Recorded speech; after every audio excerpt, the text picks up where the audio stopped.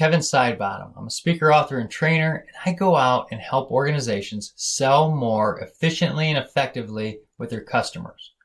Today, I want to help you with how to sell on LinkedIn. What we're going to do today on LinkedIn is tell you how to sell correctly and how not to sell correctly. Now, there's tons of people out there that use LinkedIn wrong, and there's hitting the mass numbers and trying to link up with you as friends and then immediately go into the sales process. Doesn't work. Now, here's the reason why.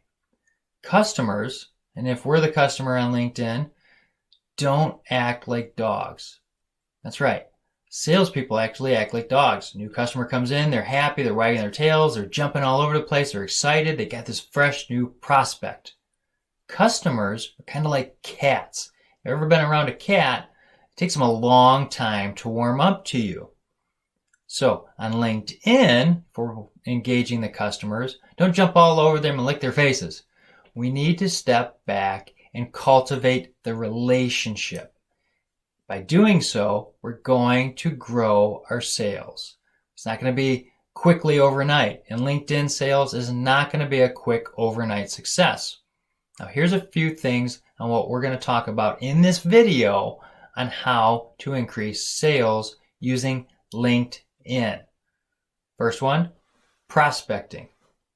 The second one that we're going to talk about, number 2, is how to cultivate the relationship well. By doing so, we'll increase our sales. Long-term play. That's what we're going to do with LinkedIn. Number 3, we're going to show you how you can actually connect with people. Let's get into the first one, prospecting. And it kind of ties into number 3, but let's just talk about prospecting. When we're researching a new customer, big organization that we're trying to get into, we can literally go right on LinkedIn, search the company, and boom, this whole list of people come down that we can start engaging. What else is nice is we can actually see who we have connections to that they do to help build a bond so we can reach out to them. So when we're prospecting organizations, LinkedIn is a useful tool for the business community to go and do something like that. It's helpful. Now, if you're selling cars and you're trying to get other people, you don't necessarily need to use LinkedIn. It's a great tool, but you can also use other social media as well to search people, find your contacts and whatnot in your area. LinkedIn also has tons of other products and services to help you as well that are paid for. I'm going to talk about all the free things that you can do. Now, the second thing we want to talk about on the video today is called content. That's right. I want to give away content. If you've followed me on LinkedIn, you know what I've been doing. I've been giving away these videos and blog posts all the time. This is how we get traction, by giving things away. You can naturally be handed something with an open hand. Can't do it when you have a closed fist. Gotta have an open hand. So giving away content, such as videos, how-tos and whatnot, you're going to generate more traction with people. Don't just hound them, but you can email them, say, hey, noticed you have this product, service, blah, blah, blah, blah, blah. Here's something that's going to help you with that. You can email them that way, but telling them and trying to make a sale and get them on the phone, it's very difficult.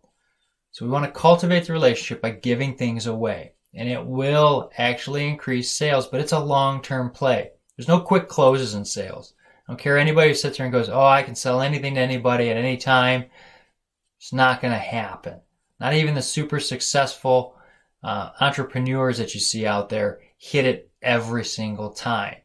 Now, social media will actually set it up so it looks like that because they're not giving you the blooper reels. Okay?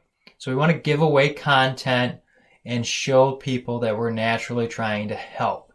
Now, the third thing we can do, which kind of links to the prospecting part, is find some of the people that we know that know them. And that's right. If we know somebody who knows that person and they're a pretty close contact, well, if we know that person really well, ask them, hey, would you open up and do an introduction for me for this company because I'm trying to sell them, I'm trying to gain some traction there. Could you help me?